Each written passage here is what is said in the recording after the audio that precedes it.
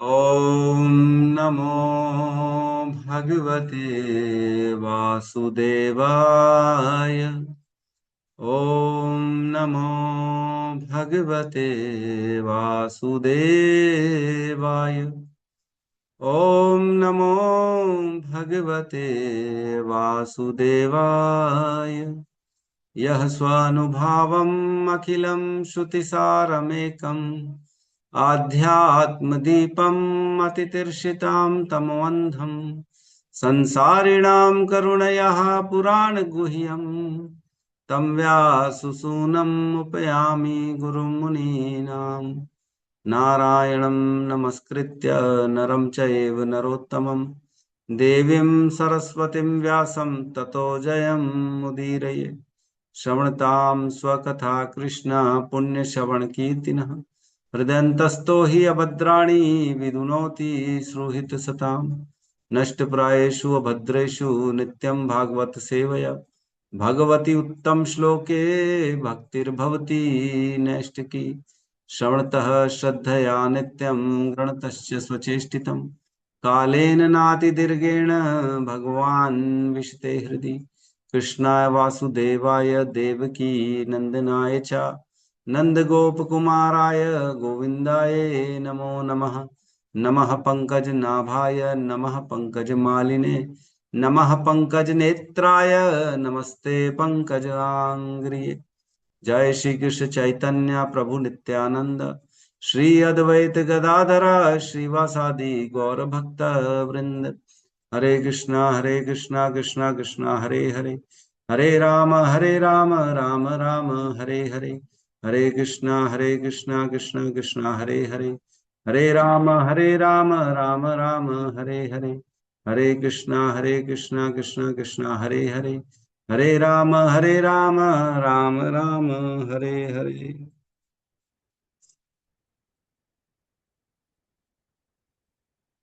हरे कृष्णा। तो हमारा जो प्रसंग चल रहा है दूसरे स्कंद के 8वें अध्याय का, जिसमें राजा परीक्षित ने काफी सारे प्रश्न पूछे हैं। किससे पूछे? सुखदेव गोस्वामी से पूछे, है ना। कंफ्यूजन नहीं होना कौन किसको बोल रहा है। ये श्लोक सुखदेव गोस्वामी से राजा परीक्षित बात कर रहे, है ना। उन्होंने जब ब्रह्मा जी का प्रसंग बताया उसके बाद अब डिटेलिंग चाह रहे हैं। अभी तो केवल जो है ना थोड़ा सा सैंपल हुआ था, हाँ, है ना। बोलते हैं दुकान में जाते पहले थोड़ा सा टेस्ट करते हैं, फिर अब हाँ बड़ा ऑर्डर उसके बाद आता है। तो वैसे ही अभी तो टेस्ट किया है सुखदेव गोस्वामी से परीक्षित महाराज ने 3 अध्यायों में ब्रह्मा जी के ने क्या बताया था। अब कह रहे वही जो ब्रह्मा जी ने आदेश दिया था नारद जी को कि इसका प्रचार करो, इसका विपुली करो। तो अब वो जानना चाह रहे किससे किससे और क्या क्या उन्होंने बोला। मेरे को पूरा डिटेल बताइए। अब क्या कह रहे हैं और कि हे सुखदेव गोस्वामी, ये जो श्रीमद् भागवतम है इसको तो सुनने से हृदय पवित्र हो जाते हुए, जैसे ही ये हृदय में जाती है कानों के माध्यम से भगवान इसमें जो है प्रकट हो जाते हैं हमारे हृदय में। और भगवान जब प्रकट होते हैं तो बैठ के धुनोती शमलम कृष्ण सारे के सारे अनर्थों को धो देते हैं। हमने चर्चा करी थी कि भगवान के नाम से यद्यपि पाप तुरंत खत्म हो जाते हैं लेकिन अनर्थ खत्म नहीं हो पाते हैं। और अनर्थ कैसे खत्म होते हैं? वो श्रीमद् भागवतम के श्रवण करने से धीरे धीरे खत्म होते। पाप करने की प्रवृत्ति कैसे जाएगी? नाम से वो नहीं जाती है। नाम से यद्यपि पाप तुरंत चले जाते हैं लेकिन प्रवृत्ति जो होती है पाप करने की वो श्रीमद् भागवतम से जाती है श्रवण करने से। तो आगे से ध्यान रहेंगे कि नाम का प्रभाव तो ये है और श्रीमद् भागवतम का प्रभाव ये, दोनों के प्रभाव में क्या भेद। तो कई लोग रहते हैं अरे मेरे से ना हियरिंग नहीं होती, चैंटिंग करा लो आप। मैं घर में बैठे बैठे ना 64 माला कर लूंगा, 100 माला कर लूंगा, 150 माला कर लूंगा, लेकिन हमसे हियरिंग रीडिंग नहीं होती। अरे रीडिंग हियरिंग नहीं होती तो तुम्हारे हृदय का कैसे अनर्थ खत्म होगा? चैंटिंग से तो नहीं हो रहा। यहाँ तो लिखा है चैंटिंग यद्यपि हमारे भक्ति का 99% पूरा हिस्सा चैंटिंग है। नाम संकीर्तनम जो है, नाम संकीर्तनम यस्य सर्व पाप प्रणाशनम, सभी तरीके से नाम संकीर्तन को श्रेष्ठ बताया गया। हाँ बिल्कुल बताया गया, लेकिन नाम में भी कैसे क्वालिटी आएगी, नाम में भी जो अपराध कर रहे हैं वो अपराध खत्म कैसे होंगे, वो श्रवण करने से, श्रीमद् भागवतम के श्रवण, जितना जितना श्रीमद् भागवतम का श्रवण होगा उतना उतना नाम भी शुद्ध होगा, उतना उतना हमारे हृदय के सारे अनर्थ खत्म होते चले जाए। तो कल हमने पढ़ा आखिरी 6वां श्लोक, जिसमें कहते हैं धौत आत्मा पुरुषः कृष्ण पाद मूलम न मुंचति मुक्त सर्व परिक्लेशः पांतः स स्वशरणम यथा। जिस प्रकार एक यात्री जो होता है, यात्रा करके आता है दूर दराज से, और उसको घर में आके सुख मिलता है, अब सभी प्रकार की परेशानियों से दूर हो गया घर आके, उसी प्रकार जो व्यक्ति कृष्ण के चरणों की शरण ग्रहण कर लेता है वह सभी प्रकार के कलेशों से मुक्त हो जाता है। इसलिए वह कभी भी कृष्ण के चरणों को नहीं छोड़ता है? नहीं छोड़ता कि छोड़ देता है? कभी नहीं छोड़ता। क्यों? क्योंकि उसने आनंद आ गया ना उसको।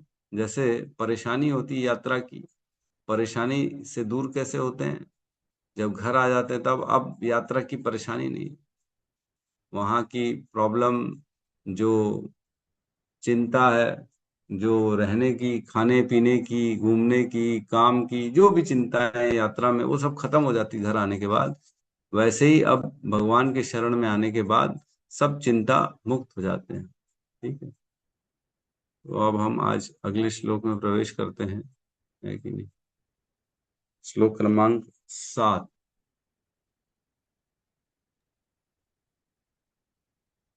क्लियर है?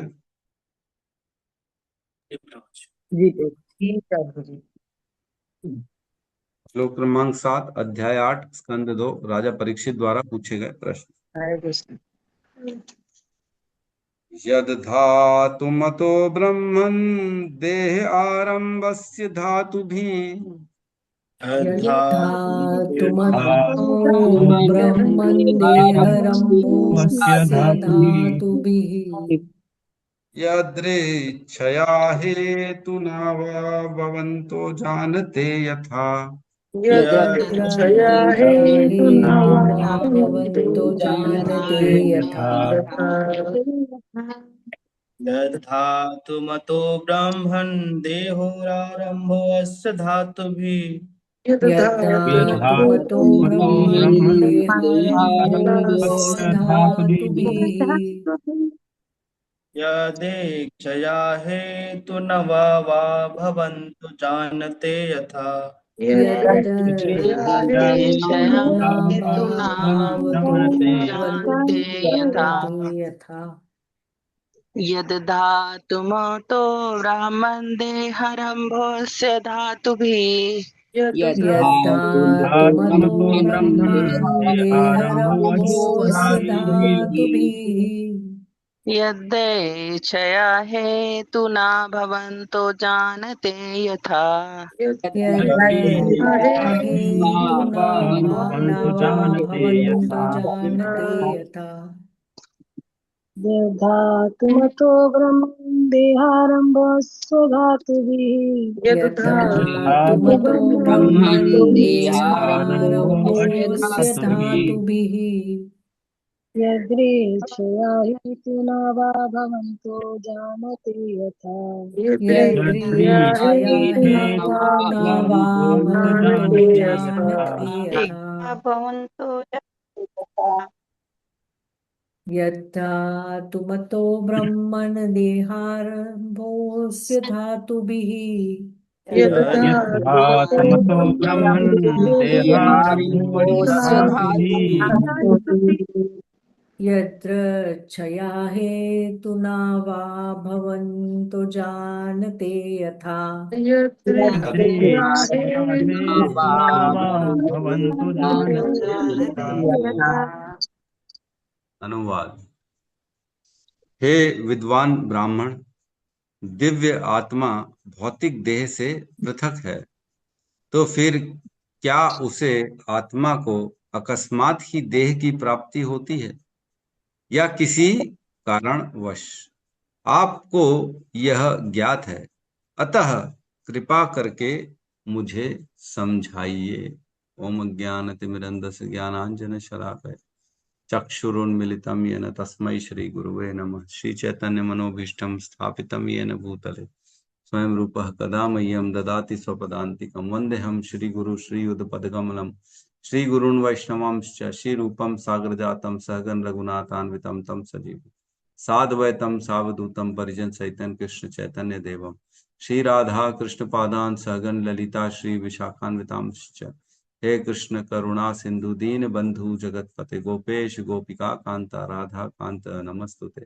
तप्त कांचन गौरांगी राधे वृंदावनेश्वरी वृषभानुसुते देवी प्रणमामि हरिप्रिय। वांछा कल्पतरोभश्च कृपा सिंधुभ्यैव च पतितानां पावनेभ्यो वैष्णवेभ्यो नमो नमो विष्णुपादाय कृष्णपृष्ठाय भूतले श्रीमते भक्ति वेदांत स्वामीति नाम। नमस्ते सारस्वते देवे गौरवाणी प्रचारिणे निर्विशेष शून्यवादी पाश्चात्य देशतारिणे। जय श्री कृष्ण चैतन्य प्रभु नित्यानंद श्री अद्वैत गदाधर श्रीवासादि गौर। हरे कृष्णा कृष्णा कृष्णा हरे हरे, हरे राम राम राम हरे कृष्णा। तो बड़ा ही सुंदर श्लोक में प्रश्न कर रहे हैं, है ना। परीक्षित महाराज सुखदेव गोस्वामी से प्रश्न कर रहे हैं। क्या प्रश्न कर रहे हैं? यद अधातुम अथो ब्रह्मण, यद अधातुम अथो ब्रह्मण। यद मतलब जिस प्रकार, अधातुम अथो ब्रह्मण, अधातुम मतो ब्रह्मण मतलब अधातु मतः, अधातु जहां पे धातु ना हो। क्या धातु ना हो? मतलब जो 5 तत्व हैं, है ना। धातु मीन्स भूमि अग्नि जल वायु आकाश, है ना। 5 धातु जो है, जहां जिस भी चीज का इन धातुओं से संबंध नहीं है, जैसे आत्मा, जिसका इस शरीर की धातुओं से संबंध नहीं है। आत्मा का यद्यपि इन धातुओं से कोई संबंध नहीं है, ये शरीर बना ही धातुओं का, है ना। हम जानते हैं शरीर किसका बना है? 5 तत्वों का बना शरीर है। 5 तत्वों में मिला शरीर है। बनता भी 5 तत्व से है, फिर छूटने के बाद विलीन हो जाता है। जब अग्नि देह संस्कार होता है तो ये सब मिल भी जाता है उसी में। पृथ्वी का तत्व पृथ्वी में, अग्नि का तत्व अग्नि में, जल का तत्व जल में, वायु का तत्व वायु में, आकाश का तत्व आकाश में। तो ये धातु जितने हैं ना, ये सारे के सारे धातु वापस विलीन हो जाते हैं, लेकिन आत्मा शाश्वत बनी रहती। तो आत्मा का यद्यपि इन धातुओं से कोई लेना देना नहीं है। तो वही कह रहे हैं, यद अधातुम मतो ब्रह्मन। हे ब्रह्मन, यहाँ पे सुखदेव को कह रहे हैं, हे सुखदेव गोस्वामी, जिस प्रकार ये आत्मा जो है होती है, जिसका इन धातुओं से कोई संबंध नहीं है, आत्मा के बारे में कह रहे हैं आगे। देह आरंभो अस्य धातु भी, देह आरंभ, देह आरंभ। तो देह आरंभ मतलब शरीर की शुरुआत, है ना। तो कब हुई है शरीर की शुरुआत? कोई बता सकता है? देह आरंभ मीन्स, देह मीन्स शरीर और आरंभ मीन्स स्टार्ट। देह आरंभ, शरीर का स्टार्ट कहाँ हुआ? कोई बता सकता है क्या? प्लीज जल्दी जल्दी बताइए, हैंड रेस करिए। हाँ बताइए रोहिणी नंदन प्रभु, कब आपके शरीर का स्टार्ट हुआ? हरे कृष्ण प्रभु जी, धन्यवाद प्रणाम। प्रभु जी, एक्चुअल में ये शरीर का अभी जो है मेरा शरीर है, वो तो अभी हम माँ के गर्भ से आया तभी स्टार्ट हुआ।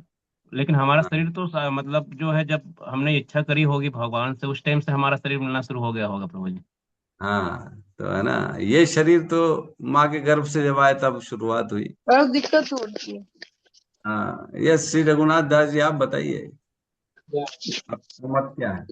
जी प्रभु जी, मेरा उत्तर लगभग रोहिणी नंदन प्रभु जी के उत्तर के ही समान है। जैसे ही हमने इच्छा करी भगवान से, भगवान की सेवा छोड़ छोड़ दी और इस भौतिक जगत में प्रवेश किया, अपनी मतलब हमारी आत्मा, तो हाँ, जिस भी योनि में सबसे पहले प्रवेश किए होंगे, या देव योनि में, या वनस्पति योनि में, या जीव योनि में, या मनुष्य योनि में, तो वहां से फिर हमको शरीर प्राप्त होता जा रहा है प्रभु जी, पहले अलग अलग योनियों में। Yes yes. उर्जेश्वरी माता जी, आपका क्या कहना है? यही प्रभु जी की इच्छा, भगवान से हम स्वामी खुद बनना चाहते, भोक्ता बनना चाहते हैं, तो जैसे ही हमारी इच्छा हुई कि नहीं हमें भी, तो वैसे ही प्रक्रिया शुरू होने लगती। मैं भी मालिक बनूं, मैं भी खुशी जी से जी जीऊं, जी। मैं भी स्वतंत्र हूँ, ये इच्छा हुई तो चालू हो गया इधर वाला। मैं है कि दास बन के नहीं रहना चाहता, मैं नहीं? हाँ, स्वामी। yes, स्वामी बनना चाहता हूँ मैं। तो जैसे ही ये भावना आई, तब देह का आरंभ स्टार्ट हुआ। देह आरंभ इज वेरी इंपॉर्टेंट, समझना जरूरी है। कई लोग ये शरीर का ही लग जाते हैं, अरे ये जब मेरा शरीर पैदा हुआ ना, मेरे बचपन से मेरी बर्थ ऑफ डेट कौन सी है, तो ये फलाना फलाना ठिकाना मेरी बर्थ डेट है ना, मेरा देह का आरंभ उस दिन से हुआ। अरे उस दिन से तो इस देह का आरंभ हुआ जी, और अनेकों अनेकों देह को हमने धारण किया है, वो कब से स्टार्ट हो गया। तो देह आरंभो अस्य, ये जीव जो है, जीव जीव का देह आरंभ जो स्टार्ट हुआ, धातु भी। और ये धातु भी क्या है, ये देह किससे बना है, ये पंच महाभूत से बना है। ये धातुओं से, पंच महाभूत जो पंच तत्व है उनसे बना ये शरीर। धातु भी, धातु भी और अधातु भी, दोनों में भेद समझ में आ रहा है कि नहीं? अधातु भी पहले लिखा है और अंत में लिखा धातु भी। तो अधातुम मीन्स जो धातु से जिसका संबंध नहीं है, और जो धातु है जिसका धातु से संबंध है वो शरीर है। तो देह और देही का भेद चल रहा है। देही मीन्स जो इस देह में रहने वाली आत्मा है, और देह मीन्स जो ये शरीर है। देह मीन्स शरीर, और देही मीन्स इस शरीर के अंदर रहने वाली आत्मा। तो आत्मा का शरीर से कोई लेना देना नहीं है, और शरीर जो होता है उसका आत्मा से कोई लेना देना नहीं। दोनों अलग अलग रहते हैं, क्योंकि आत्मा अलग रहती है, शाश्वत है, और देह तो नश्वर है। तो जो नश्वर चीज है, जो पांच तत्वों से बना हुआ शरीर है, उसकी स्टार्टिंग कैसे हो रही है इस जीव के साथ, ये कह रहे हैं, है ना। आगे कह रहे हैं, यदि श्रया हेतुना वहा। क्या ये यदि इच्छ्रया, यद इच्छ्रया, क्या अकारण अकस्मात ऐसे ही ऑटोमेटिकली देह का आरंभ हो गया? जीव देही को जो देह का आरंभ हुआ, ये क्या ऐसे ही हो गया ऑटोमेटिकली? हेतु ना हुआ, या फिर किसी कारणवश हुआ? पहले पूछ रहे हैं, यद इच्छ्रया, क्या ऑटोमेटिकली हो गया, बस ऐसी इच्छा करी और हो गया? ऐसा तो नहीं होगा। इच्छा करेंगे हम समोसा खाना, तो आ जाएगा समोसा सामने। इच्छा करेंगे अब मैं लंबा चौड़ा जवान बन जाऊं, तो हो जाएगा क्या? नहीं हो सकता। इच्छा करूं मैं अभी के अभी उड़ जाऊं, तो उड़ सकता हूं क्या? नहीं, ऐसे नहीं हो सकता। तो क्या ये ऐसे ही बिना किसी कारण के ऐसे ही मिल गया, या हेतु ना, या फिर किसी कारणवश ऐसा होता है? या फिर अथवा, वा मीन्स अथवा, भवंतो जानते यथा, अथवा आप जैसा जानते हैं, अथवा है ना, या तो फिर आप, भवन तो आप जो जानते हैं, कृपया वैसे ही समझाइए। जानते यथा, आप जैसा जानते हैं वैसा ही मुझको समझाइए। अब प्रश्न समझ में आ रहा है? जो ये शरीर के अंदर रहने वाला आत्मा है, जिसका इन पांच तत्वों से कोई लेना देना नहीं है, अधातु मतो, इस धातुओं से कोई संबंध नहीं है, उस आत्मा को यह जो धातु से बना हुआ शरीर है, देह जो है, देह आरंभ कब हुआ उसका और कैसे हुआ? क्या ये ऑटोमेटिकली हो गया या किसी कारणवश हो गया? ये आप बताइए, और ऐसे बताइए जैसे आप जानते हो, वही रूप में बताइए मेरे। अन्य अन्य की बात मत बताइए। तो देखो कितना इंपॉर्टेंट प्रश्न पूछ डाला सुखदेव गोस्वामी ने, सुखदेव गोस्वामी ने, परीक्षित महाराज ने। कितना इंपॉर्टेंट है, वेरी इंपॉर्टेंट क्वेश्चन। सब यहीं पे आके अटकते कि नहीं अटकते? सब लोग बोलते हैं, अरे संसार में हम आए क्यों, आखिर क्या कारण है हमारे को शरीर मिलने? ये तो मालूम है कि इच्छा करी भोगने की तो आ गए, शरीर मिला। लेकिन कैसे, क्या ये ऑटोमेटिकली स्टार्ट हो गया? ये हुआ कैसे, देह आरंभ हुआ कैसे? ये बहुत गहरा प्रश्न है ना। पूछते थे श्रील प्रभुपाद से, किसी ने पूछा, प्रभुपाद हम आए क्यों इस संसार में? जब हम को बनाया गया तो हम इधर आए क्यों?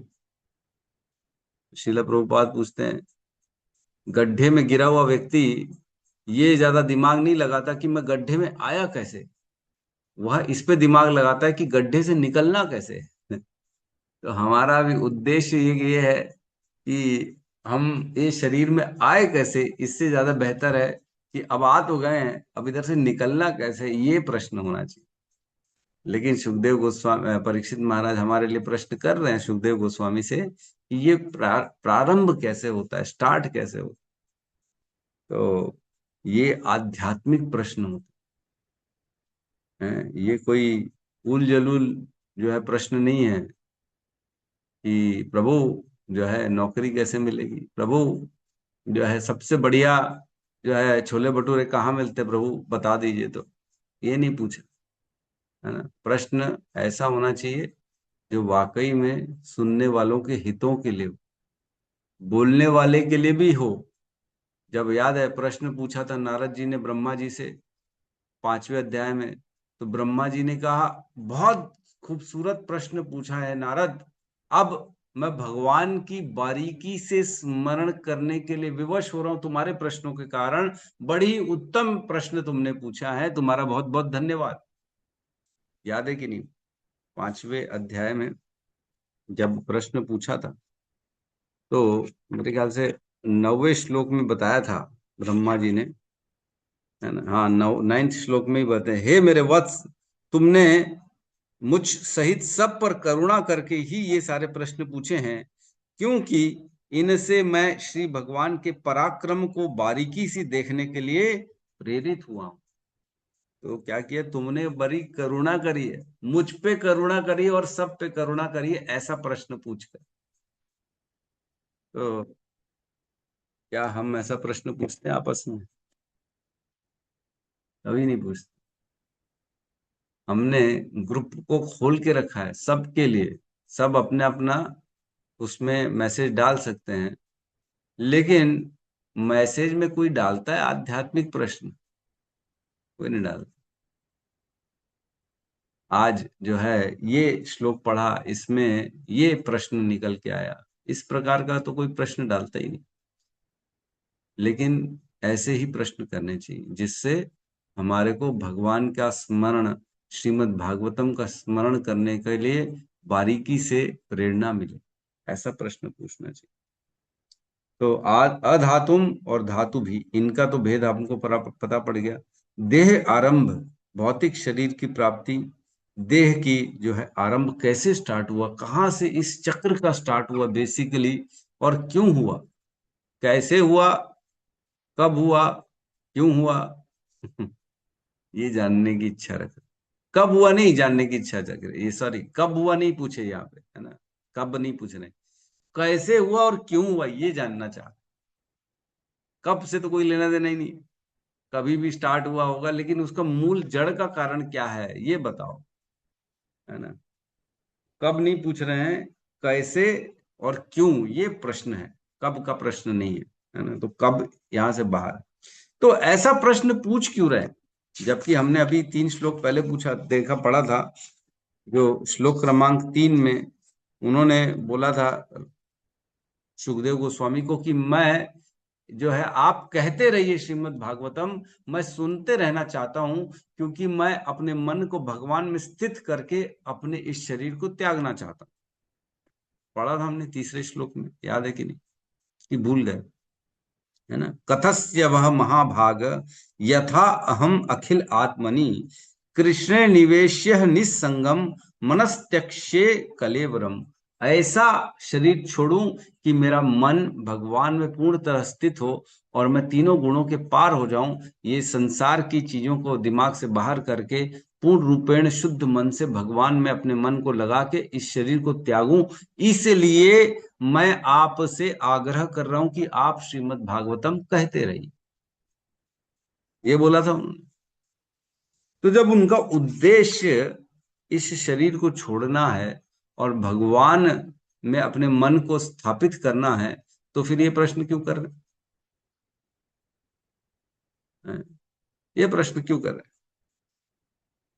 तो ये प्रश्न इसलिए कर रहे हैं क्योंकि इस प्रश्न का संबंध भी भगवान से है, भगवान की भक्ति से। श्रीमद् भागवतम के हर श्लोक में भगवान की भक्ति का संदेश है। क्या हम देख पा रहे हैं? क्या हम देख पा रहे हैं? नहीं, हम नहीं देख पा रहे। क्यों? क्योंकि हम भक्ति को तो जानते ही नहीं हैं, भगवान को तो केवल सुना ही है, भगवान को कहाँ जानते। भक्त्या माम अभिजानाति यावन यश्मि तत्वतः। भगवान कह रहे हैं भक्ति से ही केवल मेरे को जाना जा सकता है, तत्व से और कोई तरीका नहीं है मेरे को जानने का। बिना भक्ति के व्यक्ति मुझे जान ही नहीं सकता। तो क्या इस श्लोक में भक्ति छुपी है? यस, छुपी है। क्योंकि जैसे ही हम देखते हैं कोई व्यक्ति को शरीर मिल रहा है, कोई भौतिक ही क्यों ना हो, कितना ही बद्ध अवस्था क्या क्यों ना हो, लेकिन जैसे ही वह इस कारण में जाता है तो उसको भगवान की भक्ति प्राप्त। बड़े बड़े हमने देखा, जैसे है ना, राजा, जैसे इंद्रदुम्न राजा थे जो कि बाद में गजेंद्र बन गए थे, है ना। तो गजेंद्र यद्यपि हाथी था, उसको शरीर क्यों मिला गजेंद्र का, हाथी का शरीर क्यों मिला? और वह जो है क्या अकारण ही उसको शरीर मिल गया है इस हाथी का? क्या राजा चित्रकेतु थे जो पूर्ण रूप से भोगी थे, भोग में लगे हुए थे, में मोह था उनका, लेकिन उनका शरीर छोड़ते ही उनको असुर वृत्तासुर बन गए और वृत्तासुर बनकर भगवान की प्राप्ति हो गई। तो ये शरीर का जो निरंतर परिवर्तन है, इसके पीछे का क्या कारण है? क्यों व्यक्ति को कैसा शरीर मिल रहा है? किसी को कैसा शरीर मिल रहा है, किसी को कैसा शरीर मिल, क्यों मिला? जब हम इस पे जाते, क्या अकारण मिल गया? क्या राजा इंद्रदुम्न को अकारण ही गजेंद्र का शरीर मिल गया, हाथी का शरीर? अकारण नहीं मिला।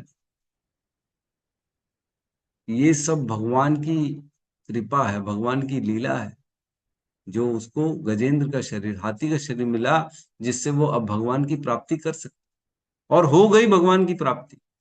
वृत्तासुर असुर होके भगवान को उसने प्राप्त कर लिया, वो शरीर प्राप्त किया असुर का और भगवान की प्राप्ति हो गई। कोई बोल सकता है अरे प्रभु, राजा था, उसने क्या गलत काम किया जो उसको असुर बना डाला? असुर भी कोई तरीका? हम अपनी बुद्धि से देखेंगे तो हम तो यही देखेंगे, ये क्या बात है, क्या ये तो डिमोशन हो गया, प्रमोशन तो हुआ नहीं। भगवान की भक्ति कर रहा है तो उसको कम से कम उच्च शरीर मिलना चाहिए, देवताओं का शरीर मिलना चाहिए, है ना, कोई और बढ़िया एकदम ऋषि महान मुनि का शरीर मिलना चाहिए। क्या हाथी का शरीर दे दिया? तो बड़ा गहरे तत्व है ये सब, जिसको व्यक्ति समझ नहीं सकता, है ना। तो इसके तात्पर्य में श्रील प्रभुपाद लिखते हैं कि यह विशिष्ट भक्त होने के कारण महाराज परीक्षित गुरु शिष्य परंपरा से ब्रह्मा के प्रतिनिधि द्वारा श्रीमद् भागवतम सुनने के महत्व की पुष्टि ही संतुष्ट नहीं होती, महत्व की पुष्टि से ही संतुष्ट नहीं होते, वरन वे श्रीमद् भागवतम के दार्शनिक आधार को भी स्थापित करना चाहते। तो कह रहे हैं वह ये प्रश्न पूछ के श्रीमद् भागवतम को फिलोसफिकल स्थापित करना चाह रहे हैं। दार्शनिक मीन्स फिलोसफी, इसके जो है तत्वों को, इसके प्रमाणों को स्थापित करना चाहते हैं, इसलिए ये प्रश्न पूछा। ऐसे तो उन्होंने गुरु शिष्य परंपरा के बारे में बोल दिया और श्रीमद् भागवतम के महत्व को भी बता दिया, कैसे सुनने से भगवान प्रवेश करते हैं, वो हृदय में जाते हैं, अनर्थों को धो देते हैं, इतना बड़ा श्रीमद् भागवतम का महात्मा है, ये तो बता दिया उन्होंने। लेकिन अब ये बता रहे हैं कि नहीं, ये साइंटिफिकली भी जरूरी है जानना श्रीमद् भागवतम को। भक्ति के लिए तो जान लिया, ठीक है, लेकिन जो तर्क वितर्क है, जो विज्ञान है, अलग अलग जीवों के जन्म हो रहे हैं, उसके लिए भी श्रीमद् भागवतम को पढ़ना जरूरी है, स्थापित कर। कह रहे हैं श्रीमद् भागवतम पूर्ण पुरुषोत्तम भगवान विषयक तत्व ज्ञान है। अतः किसी जिज्ञासु के मन में इसके विषय में जितना भी प्रश्न उठे उनका स्पष्टीकरण प्रामाणिक कथनों के द्वारा होना चाहिए। अनेक प्रश्न उठते हैं भक्ति में, है कि नहीं? अनेक प्रश्न। अरे अजामिल को कैसे भगवान का धाम मिल गया? इतना आसान है कि एक नाम लिया उसको तो बचा लिया गया। क्या हमारे को बचा लेंगे? हम भी एक नाम लेंगे बच जाएंगे? अरे ऐसा नहीं होता। अब उसकी गहराई में जाना पड़ेगा आपको। अजामिल के पूर्व जन्म तक जाना पड़ेगा, है ना। पांडवों के 5 भाई बच गए, कौरवों के 100 के 100 मर गए। तो केवल ये दिखने से नहीं होगा, इसके तत्व में जाना पड़ेगा, इसके कारण में जाना पड़ेगा। क्यों हुआ ऐसा? क्या कारण था? गंगा ने अपने पुत्रों को, 6 के 6 पुत्रों को गंगा में बहा दिया। क्यों मार दिया? तो जब तक जाएंगे नहीं, क्या कारण था? शिव जी ने अपने पुत्र का गला काट दिया, गणेश का। क्या कारण था? तो इस प्रकार ये श्रीमद् भागवतम जरूरी हो जाता है, क्योंकि इसे स्थापित करना ये विज्ञान है। ये उनके पीछे के कारणों तक का पता लगा के बताने में सामर्थ्य है। इसलिए भक्तिमय सेवा के पथ का पथिक ईश्वर तथा जीव की आध्यात्मिक स्थिति विषयक समस्त जिज्ञासा अपने गुरु के समक्ष रख सकता है। तो अब जैसे भक्तिमय सेवा, अगर भक्ति कोई कर रहा है तो उसके अंदर बड़ी जिज्ञासाएं होती हैं। वो कहाँ से जिज्ञासा क्लियर करेगा? तो यहाँ कह रहे हैं वह जिज्ञासा आध्यात्मिक जिज्ञासा ना, भौतिक जिज्ञासा नहीं, आध्यात्मिक जिज्ञासा अपने गुरु के समक्ष रखकर वह क्लियर कर सकते। बेसिकली हमारा जीवन ही इसीलिए मिला है ताकि हम इस तत्व को समझ सकें। कामस्य न इंद्रिय प्रीति लोभो जीवेत यावतः जीवस्य तत्व जिज्ञासा न अर्थो यश्च यही कर्म भी। हमने पढ़ा था भागवतम के पहले स्कंद के दूसरे अध्याय में ये श्लोक, जिसमें कह रहे हैं कामस्य न इंद्रिय प्रीति, अपनी कामनाओं को इंद्रिय तृप्ति की ओर लक्षित नहीं करना चाहिए। कामस्य ना इंद्रिय प्रीति लोभो जीवेत यावतः, लोभ केवल ये होना चाहिए कि मेरा जीवन निर्वाह हो जाए, बस। इससे ज्यादा लोभ नहीं होना चाहिए, लालच नहीं करनी चाहिए। ये भी खा लूं, वो भी पा लूं, इसको देख लूं, उसको देख लूं। इंद्रिय तृप्ति की प्रति अपनी इच्छाओं को लक्षित नहीं करना चाहिए। केवल जीवन जीने जितना ही सामान है उतना चाहिए। जीवस्य तत्व जिज्ञासा, जीवन काय के लिए मिला है? तत्व की जिज्ञासा करने के लिए। जीवस्य तत्व जिज्ञासा नार्थो यश्च इह कर्म भी, और इसके अलावा किए गए सारे कर्म वो व्यर्थ है, उनका कोई अर्थ भी नहीं है। एमबीबीएस करना है प्रभु हमारे को, एमबीए करना है प्रभु हमारे को, एमबीए कर लेंगे, एमबीबीएस कर लेंगे तो क्या जीवन का उद्धार हो जाएगा? क्या जीवन सफल हो जाएगा? अरे फिर अगले जीवन में फिर से जीरो से स्टार्ट करना पड़ेगा, फिर एबीसी से स्टार्ट करना पड़ेगा। तो फायदा कहाँ हुआ? फायदा क्या हुआ? फिर से अगर जीरो पे पहुंच गए, है ना, क्या बोलते हैं, खाया पिया कुछ नहीं, ग्लास फोड़ा 12 आना, ऐसे बोलते हैं ना। गए होटल, खाया पिया तो कुछ नहीं, उल्टा पैसे ही दे के आ गए। तो पूरा जीवन जिया, मेहनत भी करी, और मेहनत करके प्राप्त क्या किया? कुछ नहीं किया। अगले जीवन फिर से जीरो। क्या फायदा हुआ? मेहनत कर रहे पूरा जीवन, पगार में जो है मंथली सैलरी के लिए जा रहे हैं, तो मालिक बोल रहा है कि आपने महीने भर तो काम किया, लेकिन आपने क्या किया? हमारी मशीन को तोड़ दिया। आपसे काम करते करते हमारी मशीन टूट गई, इसलिए आपकी सैलरी पूरी कट हो जाती है। हम उस मशीन की भरपाई आपकी सैलरी से करेंगे, इसलिए आपको अब कुछ नहीं मिलेगा। तो व्यक्ति क्या करेगा? ओहो, पूरा मेहनत तो करी, कुछ हासिल ही नहीं हुआ, पूरा जीरो, शून्य हो गया। तो ऐसे ही होता है हमारा पूरा जीवन। मेहनत मेहनत करते हैं, पूरा दिन रात मेहनत करते हैं, पढ़ाई करते हैं, ये प्राप्त कर लेंगे, वो प्राप्त कर लेंगे, है हमारे पास डिग्रियां हो जाएंगी, हम बन जाएंगे, हम बड़े आदमी बन जाएंगे। लेकिन अंतोदगत्वा तो सब कुछ छिन गया ना, कुछ बचा थोड़ी हाथ में हमारे। फिर अगला जीवन, फिर जीरो, फिर एबीसीडी से चालू करो। तो व्यक्ति को ऐसा कार्य करना चाहिए जिससे उसको कुछ प्राप्त हो सके, है ना। कहते हैं ना,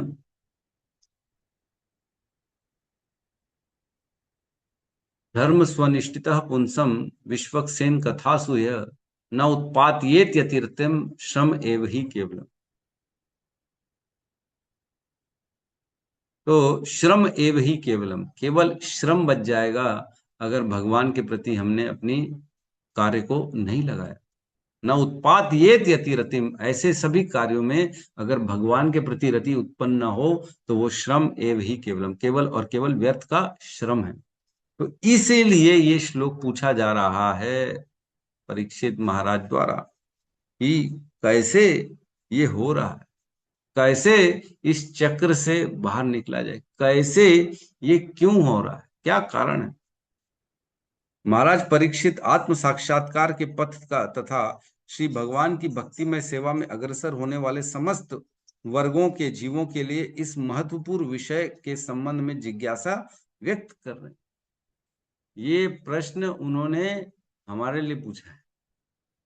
ये कह रहे हैं यहाँ पे प्रभुपाद, ये उन्होंने अपने लिए नहीं पूछा, उन्होंने जो वहां बैठे अन्य अन्य लोग थे उनके लिए ये प्रश्न पूछा, ताकि सबको पता पड़े कि क्या बात है। उनका अपना कोई इसमें हेतु नहीं था।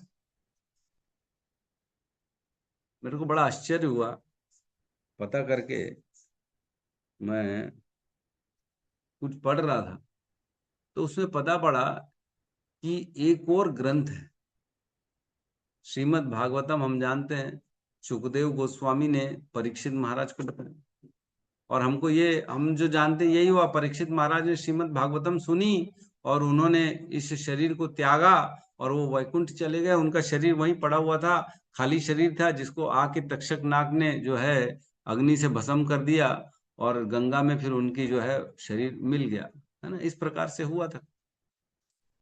लेकिन मेरे को बाद में पता पड़ा कि ऐसा नहीं था। परीक्षित महाराज ने पूरा भागवत कथा सुनी और उसके बाद परीक्षित महाराज ने यह भागवत का गुह्य तत्व जो है ये अपनी माता को बताया। उत्तरा उत्तरा ने प्रश्न किया परीक्षित महाराज से कि तुमने क्या सुना। तब परीक्षित महाराज ने एक और ग्रंथ की रचना हो गई, बृहद भागवत अमृत। ग्रंथ में लेके आया, इस बार मैं गया था वृंदावन तो ग्रंथ लेके आया। वो भी 3 बुक्स, इतनी बड़ी बड़ी बुक है जिसमें बड़ी गहराई से वर्णन है भक्ति का। परीक्षित महाराज ने अपनी माता को उत्तर दिया है और वो पूरे के पूरे वो सनातन गोस्वामी द्वारा लिखित है, पूरे के पूरे श्लोक में डिटेलिंग है। जैसे श्रीमद् भागवतम है वैसी डिटेलिंग है पूरी की पूरी। पता ही नहीं था हमारे। तो जितना गहराई में उतरते हैं ना उतना हमारे को रस मिलता, उतना पता पड़ता है, अरे बाप रे ये क्यों, ये क्यों, ये क्यों, ये क्यों। तो इस प्रकार यहाँ आखिरी में कह रहे हैं, मुक्त जीव जो सदैव श्री भगवान के साथ रहता है श्री भगवान के ही समान होता है। केवल वे बद्ध जीव अपना शरीर परिवर्तित करते हैं जो मुक्ति की प्रतीक्षा में है, किंतु यह क्रिया सर्वप्रथम किस प्रकार प्रारंभ। तो यह कह रहे हैं जो मुक्त जीव होता है ना वो तो मुक्त रहता है, उसका तो ये सब देह आरंभ होता ही नहीं। केवल बद्ध जीव का देह आरंभ होता है। जिसका भी देह आरंभ चल रहा है वो बद्ध, बेसिकली वो अविद्या से ग्रस्त है।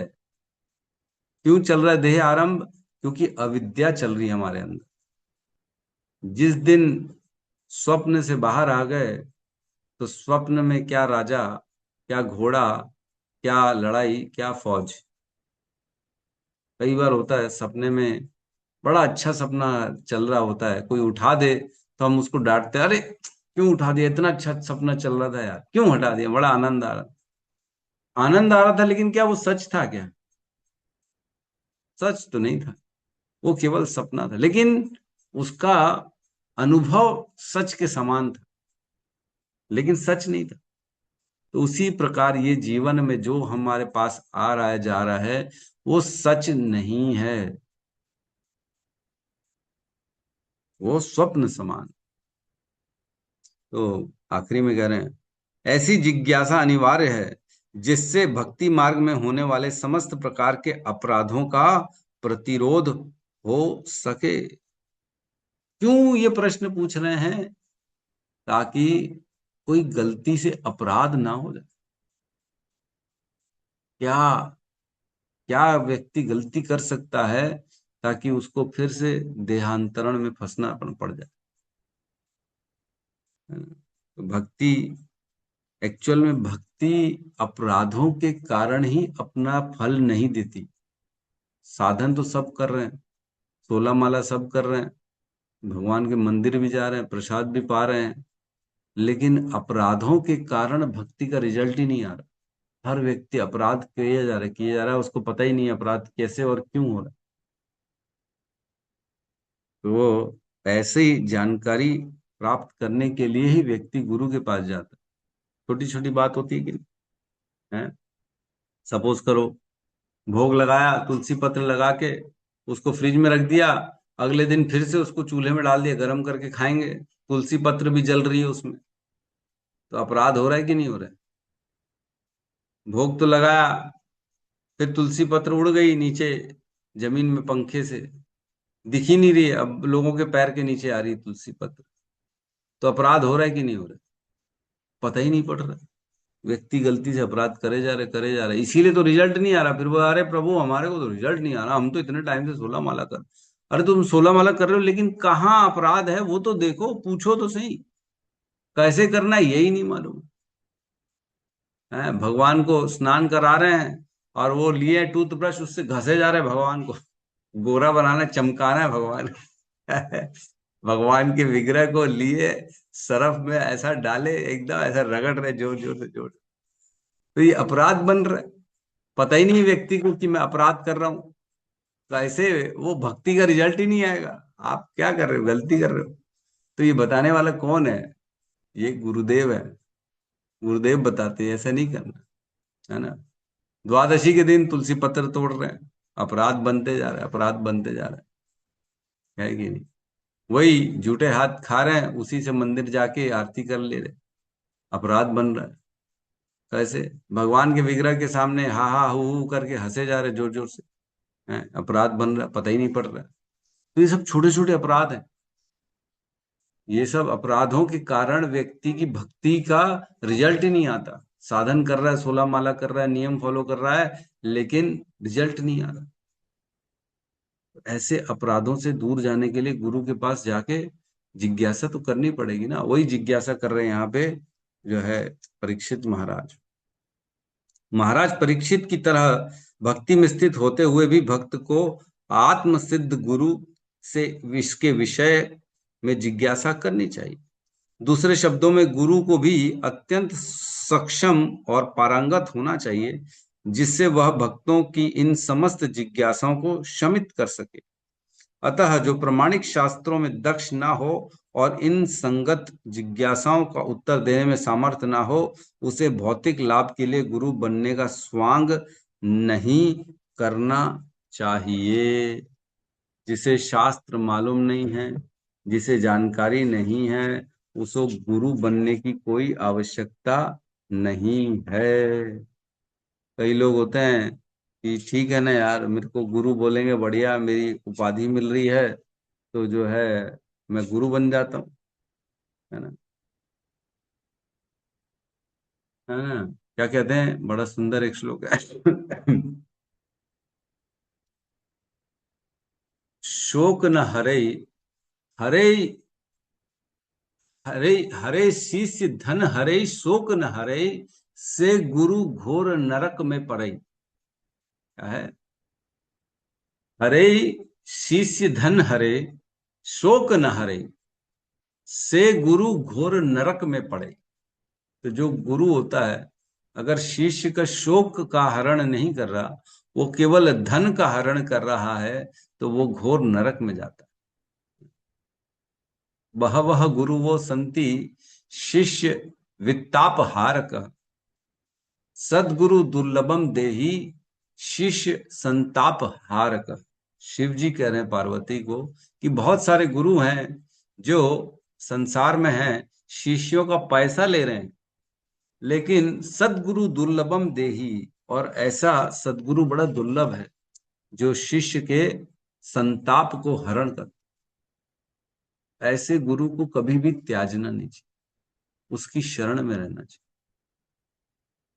बड़ी मुश्किल से ऐसा गुरु मिलता है जो व्यक्ति को सद्बुद्धि देता है, जो ज्ञान देता है, जो हमें बताता है कि हम हैं कौन, हम संसार में कैसे परेशान, कैसे जल रहे हैं तापों से, वह बताता है कि रास्ता क्या है। और ऐसे गुरु को आदमी हल्का ले लेता। जो हमारे को पग पग पे जिसने सिखाया नाम जप करना, भगवान के बारे में बताया, तत्व के बारे में बताया, अपने जीवन को सही मार्ग में लगाने का दिशा निर्देशन जिसने दिया, ऐसे गुरु को जो है कभी त्यागना नहीं चाहिए। उसकी चार बात सुन लेनी चाहिए, सदा सदा समर्पित होना चाहिए।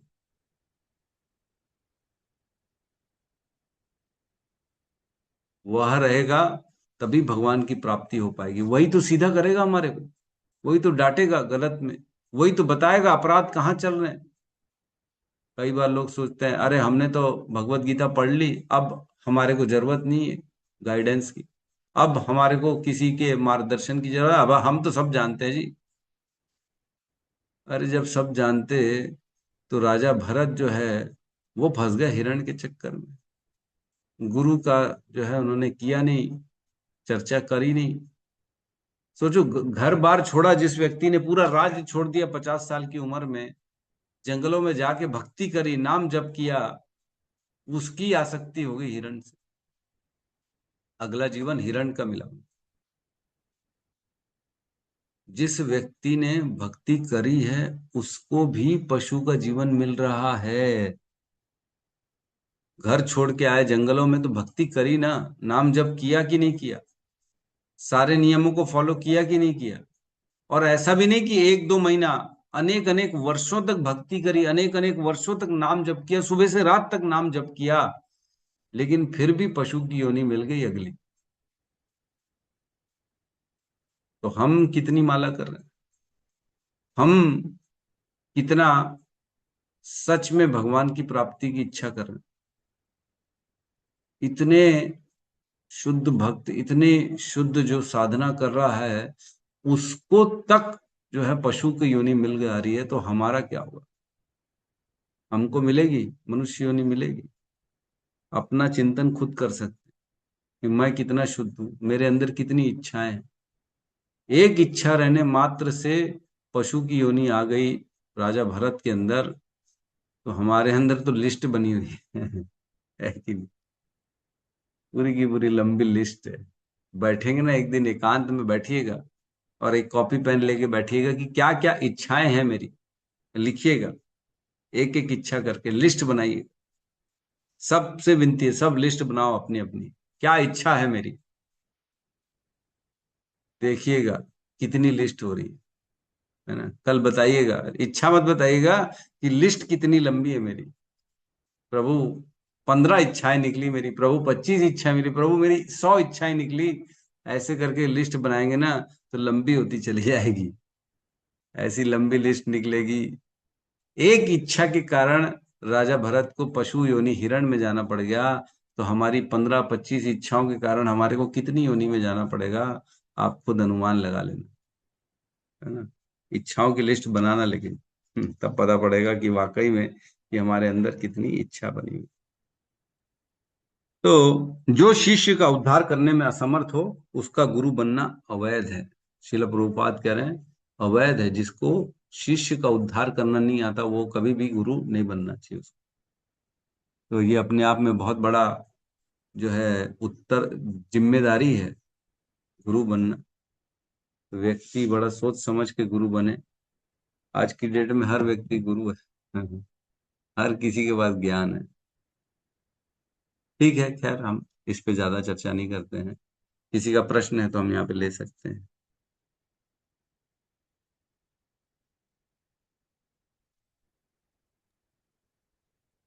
यस, रोहिणी नंदन प्रभु कहिए। हरे कृष्ण प्रभु जी। हरे इस कृष्ण। टाइम तो नहीं है प्रभु जी, लेकिन एक रिक्वेस्ट था आपको। एक दो बार और चर्चा हुई थी, जैसे अभी प्रभुपाद जी ने इतने गहरे गहरे जो लाइन लिखे हैं, है ना, तो उसको क्या है, आप बोलते हैं कि घर में पढ़ा कर, हम तो घर में पढ़ते हैं प्रभु जी, उसके बाद फिर उतना क्लेरिफिकेशन नहीं होता है ना। तो अभी आप जैसे समझाते हैं, यहाँ पढ़ते हैं और आपके थ्रू पढ़ते हैं, यहाँ पे हम जूम में पढ़ते हैं, तो उसमें डिटेल में क्लियर, मतलब हमारा क्लियर हो जाता है, कॉन्सेप्ट क्लियर हो जाता है। तो मेरा ये रिक्वेस्ट था आपसे, बाकी आपकी जैसी इच्छा। इसको कंटिन्यूशन में पढ़ा, जैसे मैं हम भागवत जितने भी सुनते हैं ना प्रभु जी, तो वहां पे ना कंपलसरी रहता है कि ये श्लोक पढ़ने के बाद में तात्पर्य पढ़ना प्रभु जी, प्रभुपाद जी का। तो इतनी गहरी गहरी लाइन लिखे, तो हम पढ़ते हैं तो हमको समझ में नहीं आता, घर में पढ़ते हैं, एक बार पढ़ते हैं तो, है ना, उतना नहीं रहता समझिए। तो यही था कि जैसे अगर उसको अपन कंटिन्यू करें जाए, जैसे आप समझाते हैं या फिर हम जुम में पढ़ते हैं, बहुत अच्छे से समझ में आता है ना। तो भले प्रभु जी हमको क्या लगे, 5 साल 10 साल जितना भी लगे, है ना, जरूरी नहीं हमको खत्म करना है। तो मेरा एक रिक्वेस्ट था, है ना, कि उसको कम से कम हम पढ़ें और समझें, तो और अच्छा समझ में आएगा। क्योंकि क्या, एक एक लाइन प्रभु जी, आप एक एक लाइन में आप एक एक लेक्चर ले सकते हो प्रभुपाद की जो है। इसमें जितना भी तो मैं पढ़ रहा था, है ना, कितनी गहरी गहरी बातें लिखी उन्होंने। तो मेरा ये था कि प्रभु जी उसको हम कंटिन्यू करें, ज्यादा अच्छा रहता। बाकी आप जैसा बोले। ठीक है। प्रयास तो मैं करता ही हूँ कि जो भी ऐसा लगता है कि डिस्कशन वाला पार्ट है उस पर डिस्कशन हो जाए, मेरा प्रयास तो यही रहता है। और क्या होता है कि जितना बना बना के रेडीमेड देंगे उतना आदत बन जाएगी। खैर आदत तो ठीक है, कोई वो बात ही नहीं, आदत वाली बात नहीं है, लेकिन प्रयास रहता है प्रभु कि मैं हर पॉइंट पे चर्चा कर लूं। लेकिन जैसे आप बता रहे हर लाइन पे एक एक लेक्चर है, बिल्कुल संभव है, जो जो लिखा है एक एक लाइन पे एक एक लेक्चर संभव है। तो फिर तो एक एक लाइन पे लेक्चर लेंगे बहुत लंबा हो जाएगा ना। तो कंप्लीट भी तो करना है, आगे भी तो बढ़ना है, कैसे नहीं आगे मतलब बढ़ेगा। लेक्चर नहीं प्रभु जी, उसको समझ समझ में आता है लेक्चर। तो मैं बोल रहा हूँ, कैसे हम ये बोल रहे हैं कि लेक्चर लिया जा सकता है क्या, लेकिन क्या है, हम जैसे अभी हम पढ़ते हैं ना, जैसे हम इसमें पढ़े, और इसको मैं पहले हम्म। पढ़ूँ तो समझ में नहीं आया उतना ज्यादा जितना, लेकिन अभी हम ग्रुप में पढ़ते हैं। सपोज कर हम जैसे लीलामृत पढ़ रहे हैं अभी रात में जो है ना, तो उसको ऐसे हम्म। पढ़ने समझ में नहीं आता, लेकिन ग्रुप में पढ़ने से एक माइंड का अलग कॉन्सेंस जो है ना, वो अलग हो जाता है उस टाइम में। ग्रुप में पढ़ने हम्म। से, ग्रुप में हम चेंटिंग करते हैं, तो चेंटिंग का एक अलग महत्व हो जाता है, मतलब अलग उसमें जो है एक चेतना जाग, मतलब हमारी जो चेतना है उसमें लग जाती है। उसी कंटिन्यूशन, हम्म। सपोज करो आप वीडियो के सामने आके कोई चीज बात करो, और अपने आप अकेला बात करो, है ना, तो अंतर तो पड़ता है। हम्म। इसीलिए इसी प्रकार जो है, आप जैसे इसको पढ़ाते हैं, इसको आप ग्रुप में हम्म। पढ़ते हैं और आप पढ़ते हैं, तो उसमें हमारा और एकदम ध्यान उसमें लग जाता है, और उसमें हमारा क्लियर हो जाता है प्रभु जी। तो मेरा यही था कि इसको हम अगर कंटिन्यू करें, आप पढ़ाएं ना, एक एक लाइन, भले उसमें हमको डिटेल एक्सप्लेनेशन आप अपने हिसाब से एक्सप्लेन करिए, वो उसको नहीं बोल रहा हूँ मैं, लेकिन उसको हम पढ़ते जाए हम्म। ना साथ ग्रुप में ना, तो बहुत अच्छा रहेगा प्रभु जी। उसमें क्या है, समझ में आते जा रहा है। और अभी देखो, पढ़े हैं तो प्रश्न पूछने का भी महत्व समझ में आ रहा है कि प्रश्न क्यों पूछा गया। यही अगर घर में पढ़ते, ठीक है प्रश्न पूछा आगे बढ़ जाओ चलो ठीक है। तो मैं भी कल सोच रहा था कि ये एक श्लोक पे क्या एक दिन का लेक्चर लेना चाहिए, ये प्रश्न पे। तो जब मैंने तात्पर्य पढ़ा, तात्पर्य शील प्रभुपाद का पढ़ा, तो बाप रे बाप, मेरे को लगा ये तो कम पड़ जाएगा एक दिन भी अगर बोलना स्टार्ट करेंगे तो, इतनी गहरी गहरी बातें लिखी हुई है इस पे। तो सही कह रहे प्रभु, गहराई में तो जाना चाहिए हमारे को। ठीक है, प्रयास करते प्रभु, जितना हो सकेगा हम बिल्कुल करेंगे। यस, शिल्पा माता जी। हरे कृष्णा प्रभु जी। प्रभु जी, मुझे हमेशा ये प्रश्न रहता है, गुरु गुरु को लेकर मेरा क्लैरिटी बहुत ज्यादा नहीं है। तो बहुत बड़ा टॉपिक है मुझे पता है, लेकिन अगर आप वो बता सके संक्षेप में, तो कि गुरु हमें चुनते हैं या हम गुरु को चुनते हैं। देखो, ऐसा है कि जब हम भगवान से विनती करते हैं, जब हमारे समय आ जाता है ना, जब हमारे स्वीकृतियों का समय आ जाता है, तब भगवान हमारे जीवन में एक आध्यात्मिक गुरु को भेजते हैं। ठीक है। अब हमारे ऊपर है कि हम उस गुरु को फॉलो करें कि रिजेक्ट करें, है ना।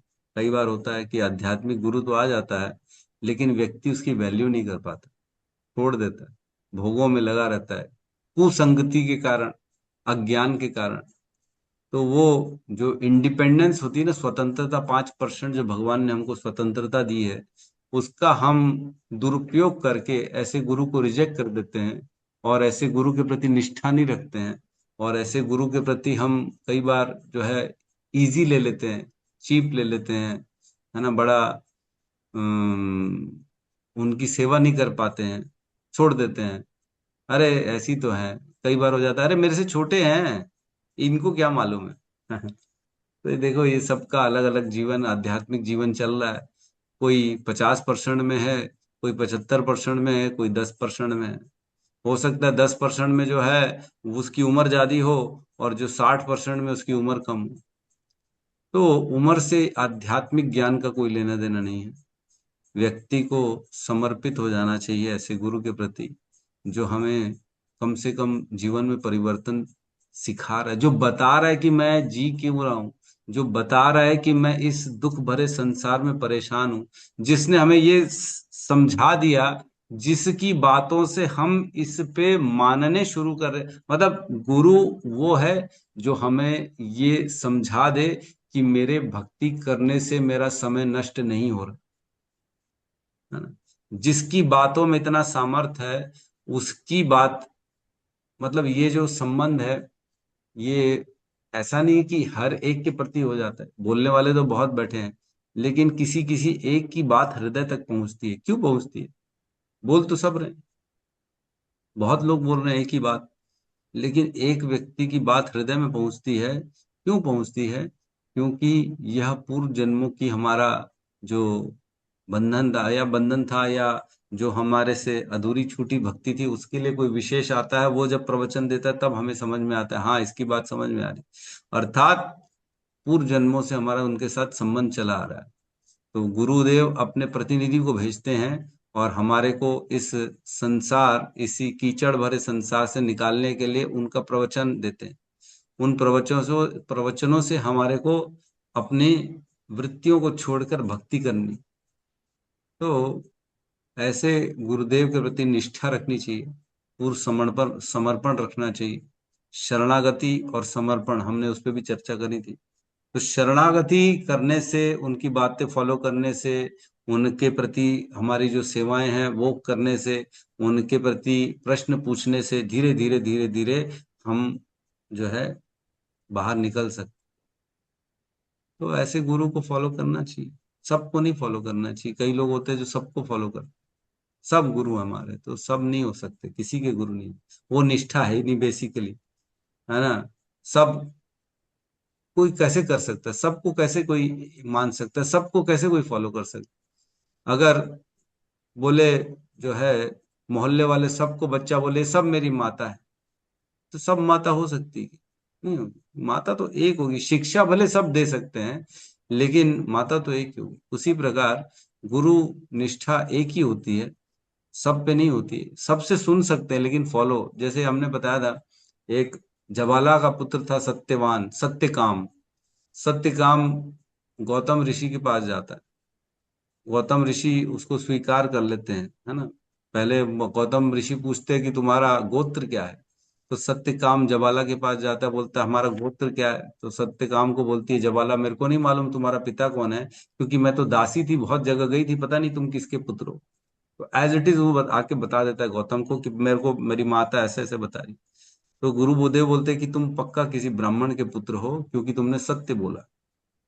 फिर गुरुदेव उसको सेवा में लगाते हैं, गायों की सेवा में। तो गाय को ले जाता है वो, और निष्ठा करता है, जब गाय 400 गाय हैं, ये जब 1000 हो जाएंगी तब मैं गुरुदेव के पास वापस आऊं। तो बहुत टाइम गायों की सेवा करता है। कुछ टाइम बाद ही जो है गाय 1000 हो जाती। फिर एक बैल आता है। बैल बोलता है सत्यकाम को, हे सत्यकाम, तुम्हारी गुरुदेव की प्रति निष्ठा कितनी अच्छी है कि तुम्हारी गाय देखो कितनी जल्दी 1000 हो गई हैं, अब तो चलो वापस। तो सत्यकाम बोलता है आप बैल होके बोल रहे हो? तो बोले मैं बैल के रूप में वरुण देव हूँ, शायद वरुण देव उनके कंठ से बोलते हैं बैल के। और बोलते मैं तुमको ना वेदों का ज्ञान देना चाह रहा हूँ। तो 1/4 ज्ञान वेदों का बैल के रूप में वरुण देव देते हैं उसको। फिर आगे बढ़ता है वापसी के लिए। तो रात में अग्नि जलाता है, तो अग्नि में अग्निदेव प्रकट होते हैं और उसको 1/4 ज्ञान दे देते वेदों का। इस प्रकार फिर आगे बढ़ते, फिर इंद्रदेव आते हैं, इंद्रदेव भी उसको एक चौथाई देते हैं, और फिर एक और देवता आता है, एक चौथाई देके पूरा वेदों का ज्ञान उसको मिल जाता है, सत्यकाम। जब गौतम ऋषि के पास सत्यकाम वापस जाता है, तब गौतम ऋषि पूछते हैं, क्या हुआ सत्यकाम, कैसी रही तुम्हारी यात्रा? बोले, गुरुदेव सब ठीक था, बस अब आपके शरण में हूं, आप मुझे उपदेश दें। तो गौतम ऋषि कहते, तो उपदेश तो तुमको मिल चुका है, सभी वेदों का ज्ञान तो तुमको देवताओं ने दे दिया है। तो अब पॉइंट की बात होती है, सत्यकाम कहते हैं, हाँ मुझे ज्ञान तो मिल गया है, लेकिन जब तक मेरा गुरु इसे प्रमाणिक नहीं करेगा, तब तक मैं इसे स्वीकार नहीं करूं। ज्ञान तो मिल रहा है, लेकिन गुरु ने प्रमाणित किया कि नहीं किया? तब गौतम ऋषि बड़े प्रसन्न हुए और कहा, हे सत्यकाम, तेरी निष्ठा से मैं बड़ा प्रसन्न हूं। तुझे पूर्ण ज्ञान अब तेरे हृदय में प्रकाशित हो जाएगा। तब फिर सत्यकाम के हृदय में पूरा ज्ञान प्रकाशित हो। पढ़ने से, ऐसे ही खुद ही इधर उधर से सुनने से नहीं होता, गुरु के प्रति निष्ठा रखने से होता है। तो ये चीज बहुत ज्यादा जरूरी है कि गुरुदेव के प्रति हम समर्पित रहें और निष्ठा के साथ रहें। जी, लेकिन प्रभु जी अजी अभी अगर हमारी दीक्षा नहीं हुई है तो हम किसको गुरु मानेंगे? तो श्रील प्रभुपाद को मान सकते हैं, लेकिन फिर अब अगर दीक्षा लेनी है तो इसलिए मैं पूछ रही थी कि हम तो गुरु को नहीं चुन सकते हैं ना, तो अब मैं दीक्षा अगर लेने की इच्छा भी करूं तो किन से लूं देखिए दीक्षा, ऐसा है, ऐसा? दीक्षा जो है, मैंने पहले भी बताया था, हमारी परंपरा दीक्षा पे नहीं आधारित होती है, शिक्षा पे आधारित है। तो आप अपना, जो शिला प्रभुपाद है, जिनके ग्रंथों से हमको शिक्षा मिल रही है, शिला प्रभुपाद को अपना गुरु मान सकते हैं और उनके प्रति निष्ठा रख सकते हैं, कोई फिर दिक्कत नहीं। दीक्षा ना ले तो चलेगा प्रभु, ऐसा क्या? दीक्षा जो है ना, मैं पहले ही बताया था कि हमारे में ऐसे बहुत से गुरु हुए जिन्होंने दीक्षा नहीं भी ली है, दीक्षा नहीं ली है, केवल शिक्षा लेके आ गए वो परंपरा में, तो भी उनको गुरु का दर्जा मिला हुआ है। ऐसी बात नहीं है कि नहीं है, लेकिन ठीक है, दीक्षा जो है हो जानी चाहिए, ज्यादा अच्छा है, क्योंकि वो प्रमाणिक हो जाती है। तो आप समय रह के चर्चा कर सकती हैं, तो हम आपकी दीक्षा की व्यवस्था भी कर सकते हैं, ऐसी बात नहीं। जिस दिन से आपने श्रील प्रभुपाद की भगवत गीता पढ़ना चालू कर दी है, आपकी दीक्षा श्रील प्रभुपाद से हो चुकी, शरणागति समर्पित हो चुके हैं, तो आप गुरुदेव श्रील प्रभुपाद के जो हैं शिष्य हैं, उनके अनुगत हैं, ऐसी बात नहीं है। बाकी रही प्रमाणिक एक सील ठप्पा और जो है एक ऑथोराइजेशन लेटर की, तो वो आप दीक्षा के लिए कभी भी हमसे बात कर लीजिए, आपको हो जाएगी, कोई दिक्कत जी जी जी। नहीं। यस, यस, उर्जेश्वरी माता जी कहिए। प्रभु जी, आप पूछ रहे हैं कि इच्छा क्या है? बस इच्छा अब यही है प्रभु जी, भगवान ने तो इतनी कृपा की है, बहुत अच्छे माँ बाप दिए थे, बहुत अच्छे बच्चे दिए, बहुत अच्छा परिवार दिया है, सब कुछ बहुत अच्छा दिया है। मतलब हम 5 भाई बहन हैं, मैं सबसे खराब हूँ प्रभु जी। मतलब चारों भाई बहन हमारे सबसे कमजोर हूँ, सबसे मतलब बुद्धि में भी कमजोर हूँ। चारों भाई बहन बहुत अच्छे हैं हमारे। सब अंतिम इच्छा यही है प्रभु जी कि आप मुझे, आप जैसे शुद्ध भक्त मुझे भागवत की कथा सुनाते रहे, इन भक्तों का दर्शन देते देते मेरे प्राण निकल जाएं प्रभु जी।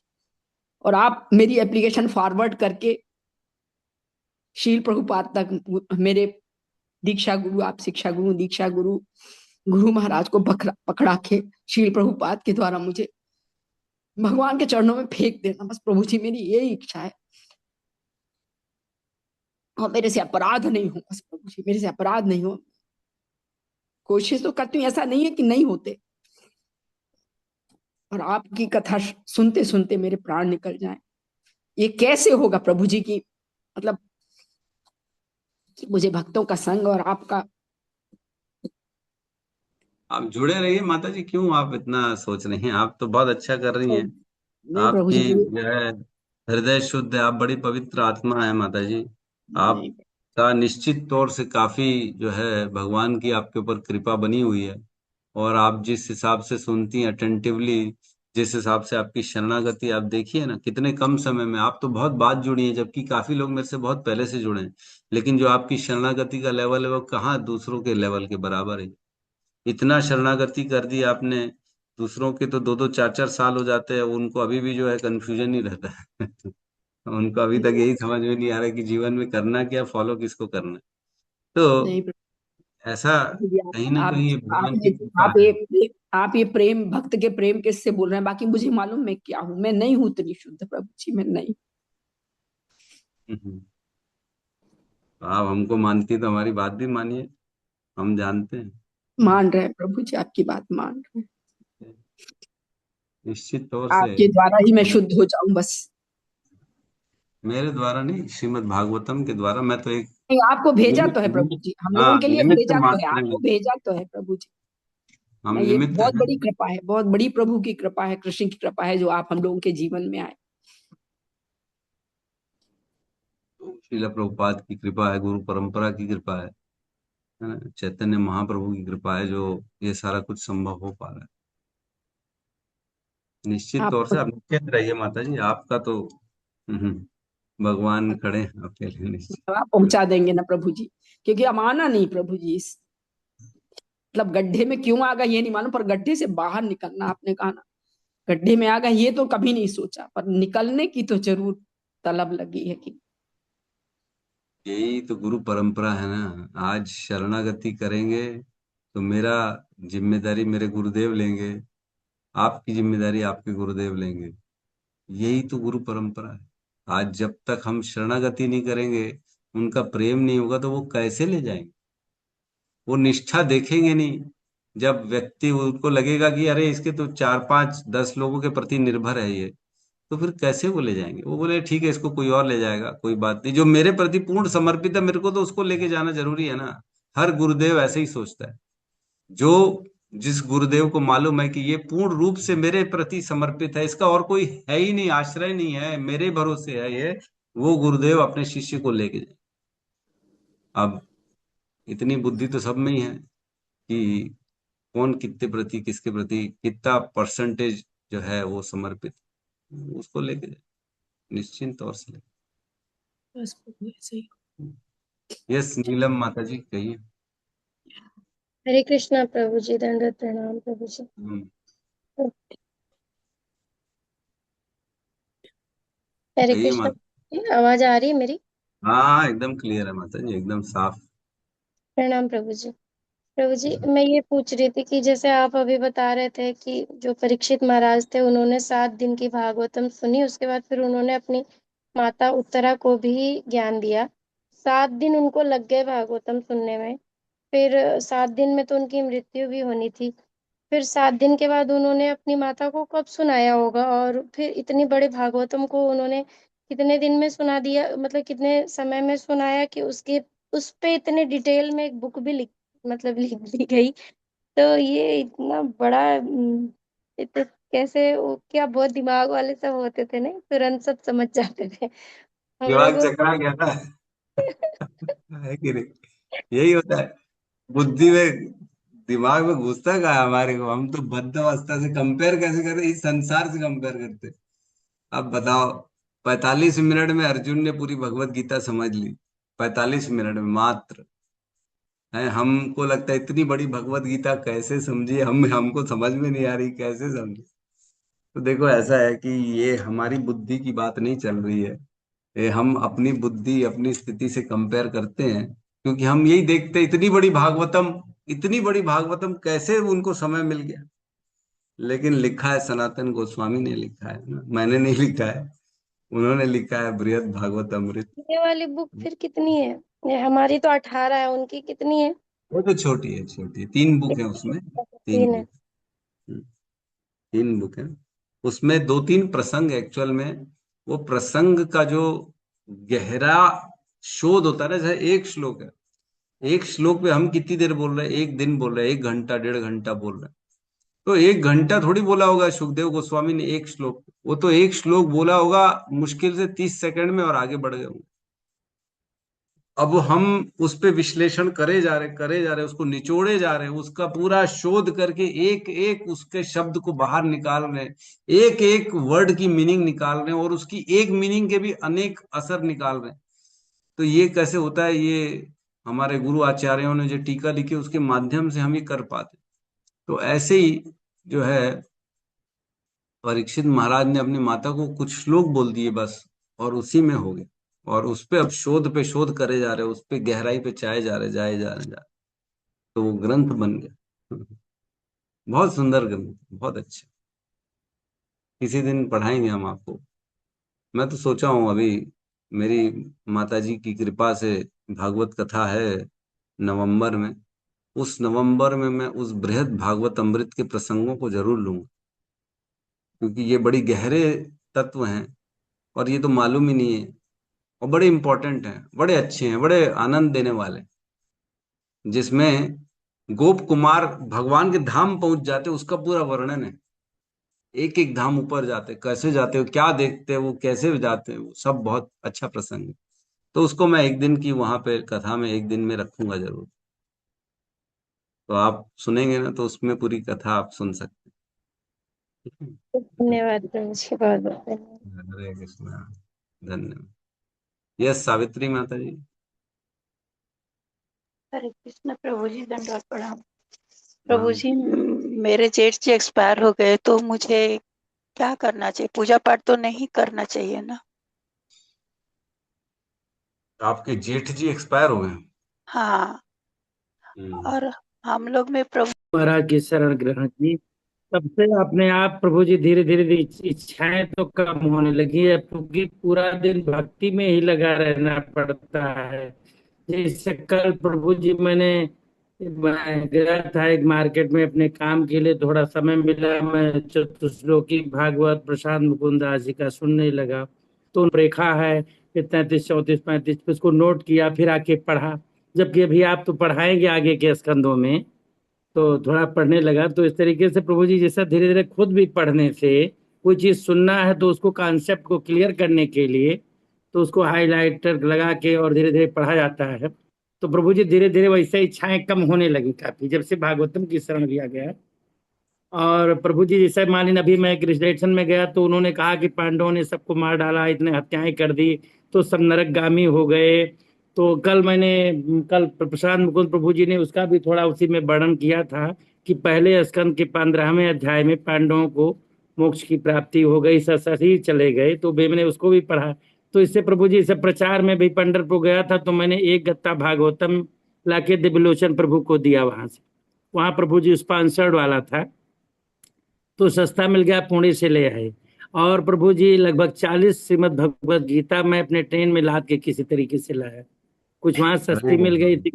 और प्रभु जी मेरा बराबर इच्छा रहती है कि मैं रोज कर तो बहुत नहीं पाता, लेकिन निकलता हूँ 2 4 भगवत गीता रखे रहता हूँ जहां जाता हूँ। तो ट्रेन में भी दे देता हूँ, मार्केट में भी जाता हूँ, तो प्रयास करता हूँ प्रभु जी। अब जितना प्रचार कर पाता हूँ उतना करता हूँ, जितना भगवान सेवा लेना चाहते हैं। तो गीता बहुत वितरण करता सुंदर। रहता हूँ। भागवतम प्रभु जी अभी एक लोगों को और मंगाया हूँ, भागवतम दे रहा हूँ प्रभु जी। तो इस बहुत तरीके सुंदर। से तो। अरे बहुत। और तो प्रभु देखो जी जहाँ ऐसा है, तक सुनने की जी। जो हमने पढ़ा हुआ है ऑलरेडी, हमने भी ये पहला स्कंद पढ़ा था, आपने भी अटेंड किया था, कि पांडव जो है वो सशरीर वैकुंठ गमन चले गए थे। उसमें हमने पढ़ा हुआ है, पहले स्कंद के 15वें अध्याय के आसपास में। इस, तो हमने इस भी पर उसको पूरा काम। कंप्लीट किया था, लेकिन सब भूल जाते हैं। प्रॉब्लम यही है। यस, पांडवों की ठीक। निवृत्ति में प्रभु जी, जैसे कि हाँ, हाँ द्रौपदी जी और सुभद्रा जी बाद में गई थी। जब पांडव हाँ, गए तो ये नहीं कहे कि आप भी चलिए, सब अपने अपने हाँ, चले गए, बाद में गए तो हाँ, बड़ा अच्छा। बराबर तो है। इससे प्रभु आपको सुनने के बाद प्रभु जी प्रश्नों का जैसे उत्तर भी कहीं जाते हैं प्रचार में, तो कोई पूछता है तो थोड़ा बहुत उत्तर भी दे ले जाते हैं प्रभु जी। नहीं नहीं, अच्छा अच्छा, बढ़िया प्रभु। ये सिंसियरली अच्छा। हियरिंग का ही तो नतीजा, आप इतना सिंसियरली सुनते हैं, इसीलिए ये परिवर्तन आ रहा है, इसीलिए इच्छा कम हो रही है ना? लिखा है ना, हमने पढ़ाई है ना, प्रविष्ट कर्ण रंध्रेण स्वनाम स्वभाव नाम सरोरुहम धुनोती शमलम कृष्ण सलिलस यथा शरद। सुनते सुनते रहने से भगवान धोते ना हमारे हृदय के सारे कल्मशों को। धीरे धीरे सारी इच्छाएं कामनाएं खत्म हो जाएंगी, धीरे धीरे जीरो होती चली जाएंगी। क्यों? क्योंकि सुन रहे हैं हम, रोज सुन रहे हैं। तो सुनने का नतीजा प्रभु जो ये परिवर्तन आ रहा है। आप बड़े सिंसियरली सुनते हैं। आप तो सारी कथाएं भी प्रभु जी की जो पॉसिबल हुई लखनऊ में वो भी पूरी अटेंड करी आपने, और जी। बहुत नहीं अच्छा प्रभु जी, लगा प्रभु। बिलासपुर भी आने वाले थे लेकिन पंढरपुर चले गए थे। नहीं, बिलासपुर हाँ। में मेरे रिलेटिव वहीं रहते थे, कथा जहाँ हो रही थी वह 2 किलोमीटर दूर पर। तो हम्म। प्रभु जी, मैं आपको सुनता हूँ और अब प्रशांत मुकुंदास जी को, दो ही के सवा समय ही नहीं मिलता और मैं किसी को नहीं सुन पाता हूँ।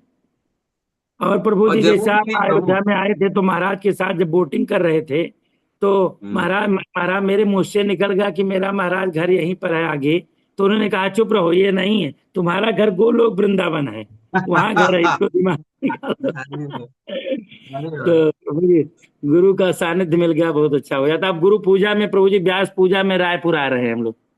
अरे बोल, वाह वाह, आइए आइए, स्वागत है आपका। हरे कर कृष्ण देंगे, प्रभु। जो हरे व्यवस्था हो सकेगी कर देंगे जी, निश्चित तौर से। हाँ। हरे कृष्ण प्रभु। हरे कृष्ण। यस। यस, अनामिका माता जी।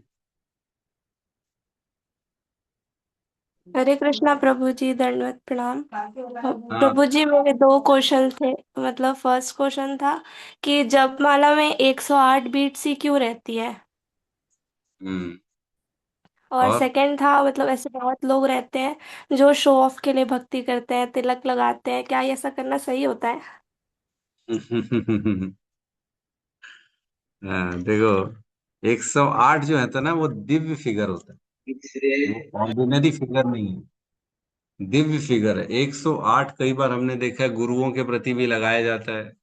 हम बोलते हैं ना, नमो विष्णु पादाय कृष्ण पृष्ठाय भूतले श्रीमते भक्ति वेदांत स्वामी थी ना, नहीं, जय ओम विष्णुपाद परमहंस परिवचकाचार्य अष्टोत्तर। अष्टोत्तर मीन्स 108। जय ओम विष्णुपाद परमहंस परिवचकाचार्य अष्टोत्तर ही 108 फिगर लगाया जा रहा है। प्रभुपाद के सामने भी लगाया जा रहा है। क्यों लगाया जा रहा है? कई बार देखा जाता है, कई लोग तो 1008 भी लगा देते, तो 1008 नहीं, 108 दिव्य फिगर है। और 108 फिगर का अर्थ यह है, जो व्यक्ति आध्यात्म में आगे बढ़ गया है, जिसने आत्म साक्षात कर लिया है, उसको 108 उसके आगे लगाया जाता है कि इसने 108 की प्राप्ति कर ली। तो हम तो साधन में लगे हुए हैं, 108 की प्राप्ति में प्रयास में हैं। 108 इसलिए माला की जाती है ताकि हम भी एक दिन आत्म साक्षात्कार कर सकें। तो 108 ही क्यों? तो कहते हैं कि 27 ग्रह होते हैं, है ना, 27 ग्रह नहीं, सॉरी, 9 ग्रह होते हैं और 12 नक्षत्र होते हैं। तो 12 12 घर जो होते हैं वो 12 ग्रह, 9 ग्रह 12 घरों में जाते हैं। एक एक ग्रह एक एक घर में जाता है। तो इसके चांस 108 बन जाते हैं, 12 घर और 9 ग्रह। तो जब 12 × 9 करेंगे तो 108 हो जाएगा। तो मतलब 108 तरीके हैं जो ग्रह हम पर भारी होते हैं। तो उन 108 तरीकों का नाश करने के लिए हम 108 की माला करते हैं, नाम जप करते हैं 108। और 27 नक्षत्र होते हैं, 4 पहर होते हैं, है ना। तो 27 नक्षत्र जो होते हैं 4 पहर में अलग अलग डायरेक्शंस में बैठते हैं और उनका प्रभाव हमारे जीवन में पड़ता है। तो वो होता है 108। 27 × 4 108।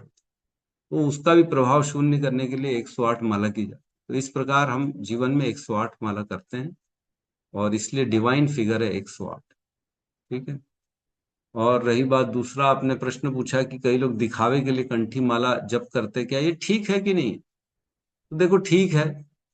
जो नहीं कर रहा है कम से कम कुछ तो करे। Something is better than nothing, है ना, बोलते हैं अंधे से अच्छा काणा मामा अच्छा। कि कुछ तो अच्छा है, कुछ तो कर रहा है। कम से कम दिखावे के लिए भक्ति कर रहा है, लेकिन करे तो सही। आज दिखावा कर रहा है, कल ओरिजिनल में कर लेगा। First of all you fake it, one day you will make it. पहले झूठा ही सही, लेकिन कर तो लो। करने से क्या होगा, असर तो आएगा। कंठी माला पहनने से तुलसी माता तो चिपकी हमारे शरीर से, तो उनका तो कृपा मिलेगा ना। तुलसी का जैसे ही स्पर्श होता है दिव्यता प्रवेश कर जाती है हमारे शरीर में, है ना। तो ठीक है, कोई अगर दिखावे के लिए कर रहा है तो करने दो। फिलहाल अपराध की स्थिति में वो अपराध कर रहा है, लेकिन कर तो रहा है, करने दो। अभी भी हम भी तो नाम अपराध करते ही है ना, नाम जप कर रहे हैं और भौतिक इच्छाएं खत्म तो नहीं हुई हमारी भी। हम भी तो अपराध ही कर रहे हैं, नाम जप कर रहे हैं, अपनी इच्छा पूर्ति कर रहे हैं। आज ये इच्छा है, वो इच्छा है, भगवान ये पूरी कर दो, वो पूरी कर दो। तो नाम जप कर रहे हैं, तो हम क्या निरपराध कर रहे हैं? नहीं, हम भी अपराध के साथ कर रहे हैं, दिखावे के लिए कर रहे हैं बेसिकली, लेकिन कर रहे हैं, ठीक है। उसका असर होगा ही होगा, तो ठीक है, करने दो, कोई बुराई नहीं है। किसी न किसी दिन वो भी एक दिन शुद्धता आ जाएगी उनके जीवन। ठीक है माता जी। जी प्रभु जी, thank you. Hare Krishna. Thank you, Hare Krishna. ठीक है, तो बहुत बहुत धन्यवाद सभी भक्तों का। हरे कृष्ण प्रभु जी, दंडवत प्रणाम। हरे कृष्ण प्रभु जी। प्रभु जी, हाँ, मैं क्या चार पहर जो बोलूं? बता, 4 पहर होते हैं बहुत, तो 8 पहर भी बोलते हैं, तो ये 4 पहर कौन से होते हैं? 8 पहर, दिन के 4 और रात के 4। तो जो नक्षत्र होते हैं वो केवल 4 पहर में ही दिखते हैं ना, दिन में तो कहाँ दिखते नक्षत्र।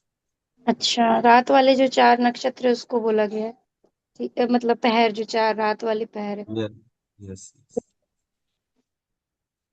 ये हरे सावित्री कृष्ण माता प्रभु। जी। प्रभु जी, मैं क्या बोल रहा है, जो अभी तक हमने इतने सारे अनर्थ कर दिए, जिसने हमारे साथ बुरा किया, भगवान तू उसको ऐसा देख लेना, वो देख लेना, अब नहीं करेंगे तो क्या भगवान मुझे माफ करेंगे?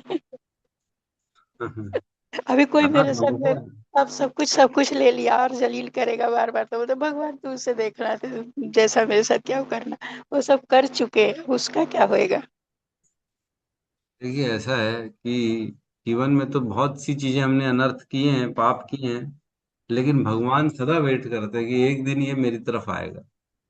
तो ऐसा नहीं है कि अब भगवान ने मना कर दिया, जी अब तुम्हारा रास्ता बंद है, तुमने बहुत पाप कर लिया, अब मैं तुम्हारे को माफ नहीं करने वाला, ऐसा नहीं है। भगवान भगवान सदा वेट कर रहे हैं कि ठीक है, जितने भी तू पाप कर ले, लेकिन अब सच्चे हृदय से माफी मांग ले, और आगे से नहीं करूंगा, इसका आप जो है वचन ले लो। तो फिर भगवान स्वीकार कर लेते हैं उसमें। भगवान की कृपा, कृपा शक्ति जो है असीम है भगवान की। भगवान की कृपा को कोई नाप नहीं सकता, और कहीं पे एंड नहीं है भगवान की कृपा का, इतने कृपालु हैं भगवान। बस एक बार भगवान कहते मेरी शरण में आ जाओ, मैं तुम पे सब कृपा करूँ, है ना। सर्वधर्मान परित्यज्य माम एकम शरणम व्रज अहम त्वं सर्व पापेभ्यो मोक्षयिष्यामि मा शुचः। तो ये क्या श्लोक खत्म हो गया क्या? कितने भी अपराध कर लिए, अब क्या भगवान मना कर देंगे कि नहीं नहीं, अब तुम्हारे को ना 18.66 श्लोक तुम्हारे ऊपर लागू नहीं होगा, अब मैं तुम पे जो है ना पाप नहीं करूंगा तुम्हारे, क्योंकि तुमने बहुत जानबूझ के भी किया है, अब तुम जो है नहीं कर सकते। लेकिन अब प्राश्चित ये होना चाहिए, हृदय में ये अब संकल्प होना चाहिए कि भगवान अब मैं नहीं करूँ, अब नहीं करूंगा, अब मैं आपकी शरण में। तब जी भगवान उसको फिर कृपा करना चालू कर। प्रभु जी, आपको तो मालूम है मेरा सब, तो इसलिए मैं पहले उस टाइम तो बहुत अपसेट थी, तो बहुत धीरे धीरे हम्म, सेटिस्फाई होने में टाइम लगता है प्रभु जी, सब कुछ छिन हम्म, जाने के बाद।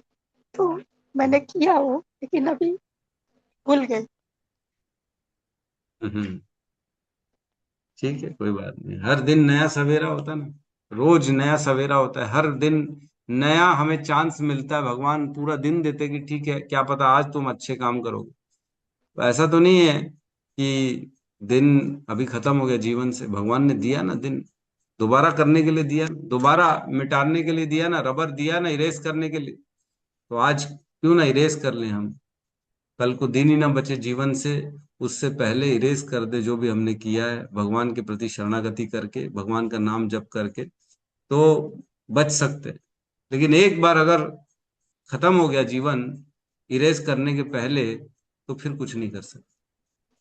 रोज जी मौका मिल रहा है, रोज हर दिन भगवान दे रहे हैं, आज आजा मेरी शरण में, आज आजा, कोई बात नहीं, कितने भी तूने पाप किए, मैं हूं ना, बैठा हूं, मैं माफ कर दूंगा।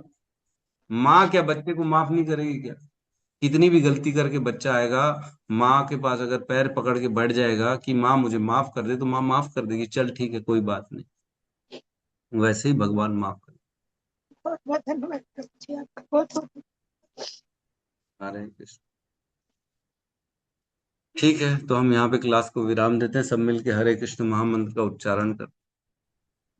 हरे हरे कृष्णा कृष्णा कृष्णा कृष्ण कृष्णा कृष्ण हरे हरे हरे हरे हरे राम हरे हरे राम हरे राम राम हरे हरे राम हरे हरे। ग्रंथ राज श्रीमद् भागवतम की जय। जय समस्त भक्त वृंद की जय। जय जगत गुरु शील प्रभुपाद की जय। जय निताई गौर प्रेमानंदे हरि हरि बोल। हरि हरि बोल। हरे कृष्णा हरे प्रभु कृष्ण जी। प्रभु जी दंडवत प्रणाम। कृष्ण प्रभु जी बहुत बहुत धन्यवाद प्रभु जी आपका। हरे हरे कृष्णा। कृष्णा प्रभु जी, दंडवत प्रणाम, बहुत बहुत धन्यवाद आपका। हरे कृष्ण। हरे